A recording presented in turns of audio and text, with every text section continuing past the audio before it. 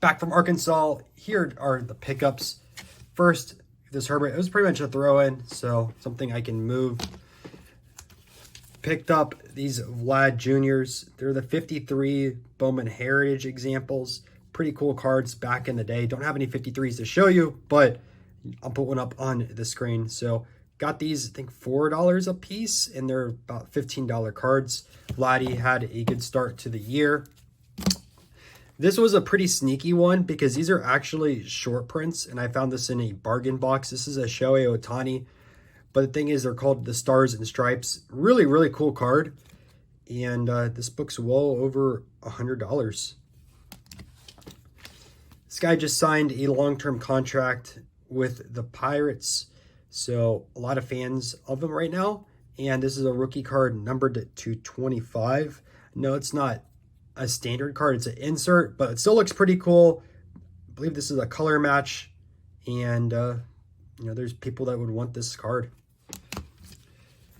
Next is a Jeter, and one thing to look for on some of these Bowman Chromes earlier 2000s are these are numbered. So this is numbered to 250 as an X-Fractor. There's always Jeter collectors out there, especially in a numbered card. It looks really cool on camera and in person. So yeah, Derek Jeter. This is a 07 Bowman Chrome. Yeah, 2007 and numbered to 250. I couldn't pass this up. It's a Sandy Koufax second year. Now, it is obviously a beater. You can see all this over here in the rounded corners. But Koufax is always really popular. Also some writing on the back. Super, super popular with collectors and someone who can't afford a mid-grade or a lower graded example. But want a card like this, I mean, it's going to be a very budget-friendly card. Greinke doesn't sign a ton, and I was able to pick this up. Now, I already have a rookie autograph of Greinke, so I will be moving this. And it is a sticker auto on this one as well, but it's 2007, back with the Royals, and he's on the Royals right now. Might be his last season, might play a few more. We don't know for sure. These aren't numbered, but pretty cheap card, which I was kind of surprised. I think I paid $20 for it. And, I mean, people are paying more right now for average stars on autographs, and Greinke is going to be a Hall of Fame pitcher. And he's pretty popular among collectors. Another card that I got pretty cheap, Jordy Nelson, is a decent autograph. This is from National Treasures, so there are collectors. Ty Montgomery, don't know too much about. I'm not a huge football person, so if you know more a little bit about it, so obviously it will ruin the value of the card, but there's still a lot of people that collect Jordy Nelson. This one isn't numbered, but it's from 2015 National Treasures, a super high-end brand. And this card's going to go on my PC. As you guys know, I have a ton of Mike Stanton cards. This is a Top Sterling. Back in the day, Top Sterling made some base cards. So you can see this is like a chrome material, and this is 3D as well. And all the base cards are numbered. This is 250. I think I have one on my PC that's numbered to 5 or 10. Another variation, I think it's numbered to 99 or 150. I have one or two of these numbered to 250 as well. Last comps on these were $90. And I think that was before the season started. Stanton already has 2 home runs, not too bad. I'm hoping he's a full, healthy season, because I still think he's going to hit 500 home runs. But you can see the back on here as well. And yeah, that's going to go into my Stanton collection. Another card that I'm going to keep in my collection is this Gronkowski. Now, that this image doesn't look too familiar, it's actually a short print or a super short print. I'm not too sure. I know his normal image is a little bit different. I know there's a variation of this as well in chrome that looks like this, but there isn't too many sales on this in decent grades. And there is some surface scratches on this, so it's not going to get a 10 or probably an 8 on this, maybe a 9 if possible, but obviously you can see some centering issues.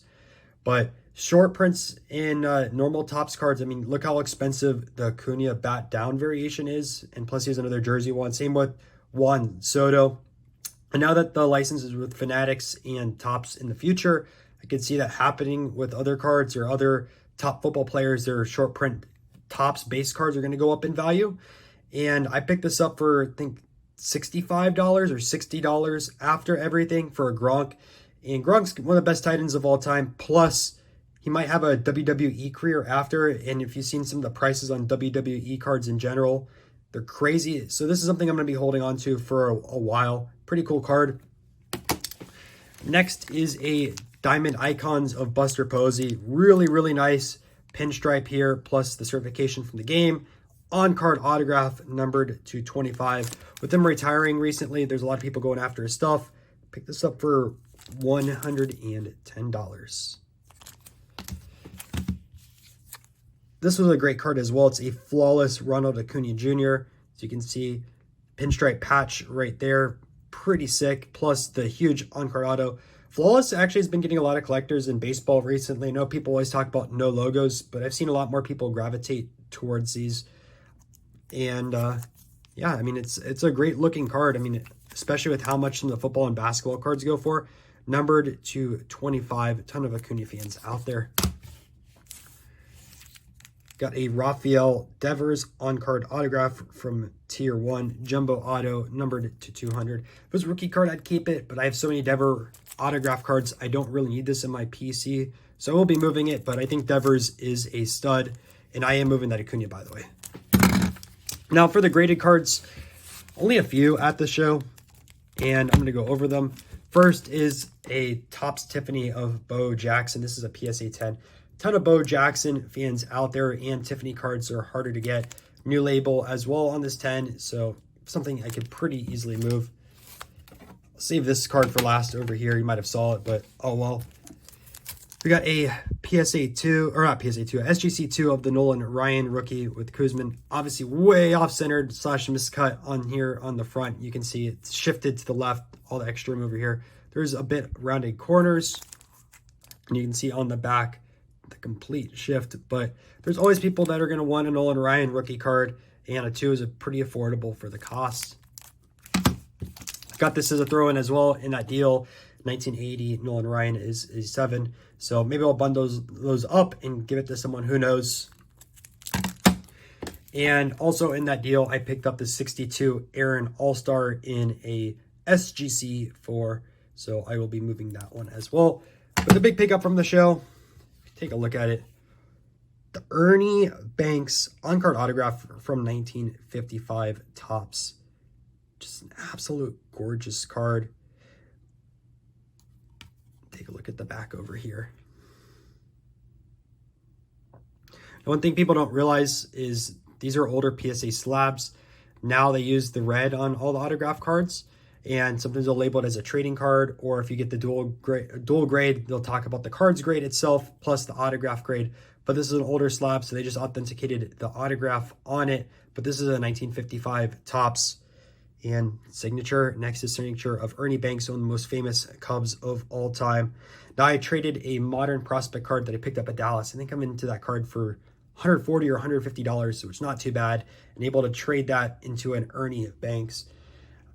Personally, I don't believe in the prospect market with how crazy some of these cards go for, but you can definitely take advantage of it and get some really awesome vintage, or just trade up the cards for other stuff that you are looking for. But this Ernie Banks is sweet. So those are my Arkansas pickups.